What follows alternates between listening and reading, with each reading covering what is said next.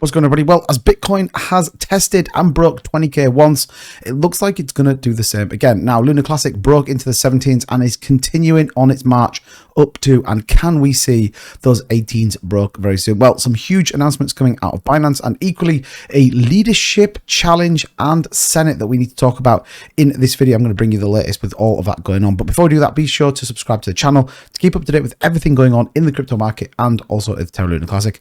And with that being said, let's dive into it. So here we go, 3.43% up. We are heading ever nearer to $1 trillion market cap. Absolutely crazy right now. We've seen Bitcoin up 17% on the week, another 5.18% in the last 24 hours. Currently hovering 19,853. Did break 20k, like we said, as well as Ethereum at 1450, and a couple of big movers out there in the market. You can see there Cardano absolutely killing it, 25%. Solana, if you bought in, I know some of you on my live streams did buy in at $8, so congratulations, absolutely killing it. SHIB took that zero back.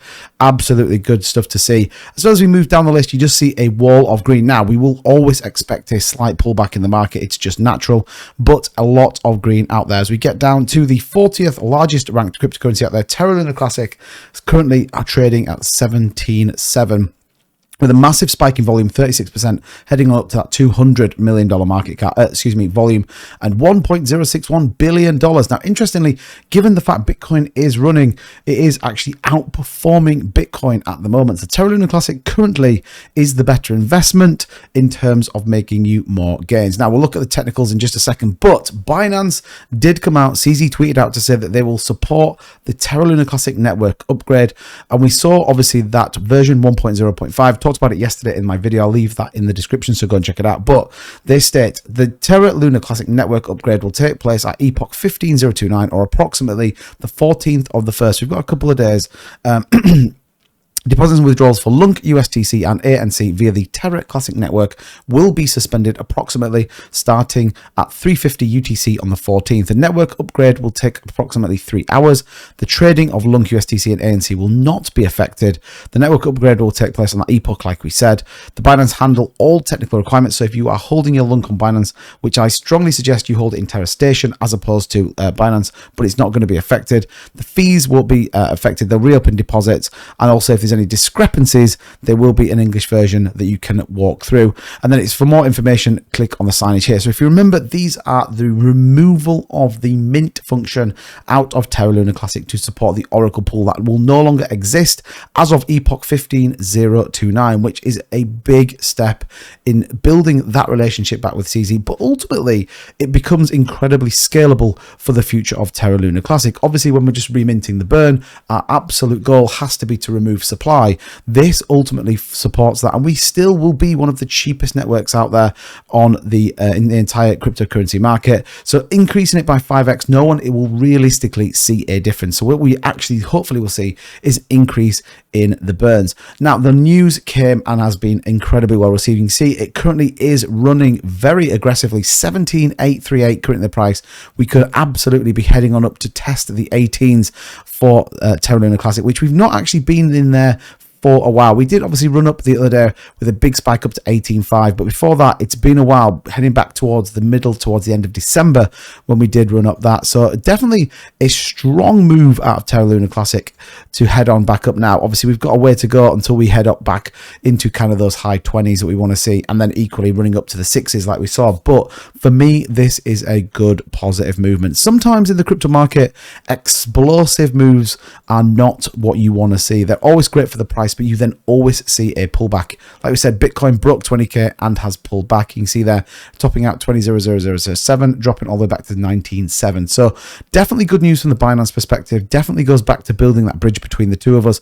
And ultimately, again, as we head towards March, we could get a significant burn if our volume continues to trend upwards towards 200, 300, 400 million dollars. And even if all these things land, we could end up all the way to $1 billion volume, which would be great to see. Now, taking a quick look into the Terra Classic Leadership Senate, and I did want to voice my opinion on this matter. If you haven't heard it, a lot of people have had opinions on it, but ultimately, what is the proposal by Trevor Reacts? Well, it is to create a Senate, a leadership, if you will, a central group of professionals trusted by the community. Now, this is cryptocurrency, right?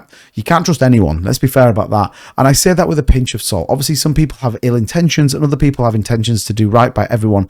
But We saw it with the Terra Rebels. Nobody would have said the Terra Rebels would have done what they did at the start of all of this. But ultimately, money can change a people, and money can absolutely be the root of all evil. So, in my opinion, you probably guessed straight away, I'm not sold on this. I'm not sure that you would even find what they're looking for in terms of a group of professionals to kind of Senate thing. And there's a couple of bits of what it talks about. So it gives us a bit of a view in terms of how that would work, in terms of how they become on it.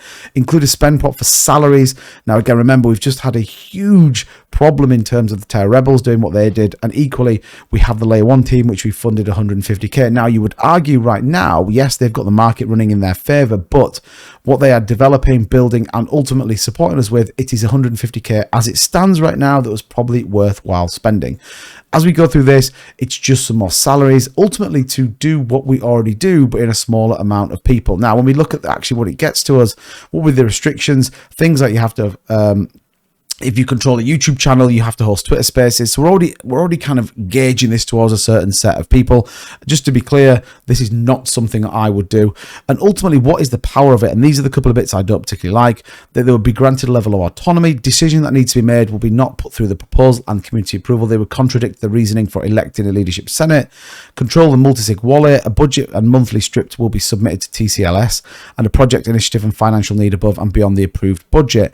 They also will be able to veto any submitted vote or community outcome, which I just totally disagree with. There's no way a central governance, we already almost have that depending on where people stake. We saw that all nodes actually changed their coding to bring them back to a 10% voting power, but we kind of already have that. We allow ourselves a world where we allow this, and if you vote with your LUNC tokens, then ultimately you can change the way that governance operates. You can change the way in which a centralized figure can hold that.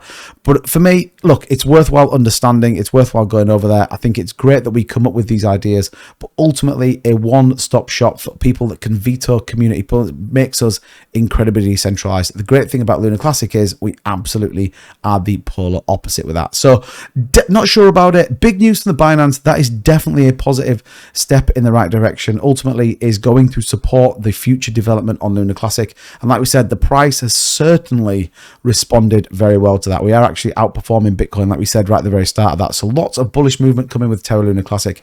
And again, I love the fact that people still think this is dead. Yes, we're not where we need to be. Yes, we are continuing up.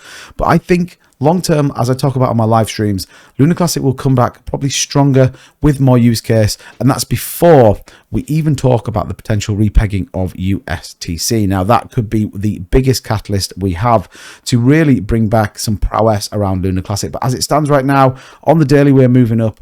On the hourly, we are moving up. It's pretty exciting going into this next week. The weekend's going to be a test for us, but lots of proposals, lots of development, and lots of movement in that price for Terra Lunar Classic. So be sure, if you're still bullish on Terra Lunar Classic, subscribe to the channel. We're on our way very nearly to 14,000 subscribers. Thank you so much for all the support. Leave a like on the video, drop a comment down below, and I'll see you guys in the next video. Take care.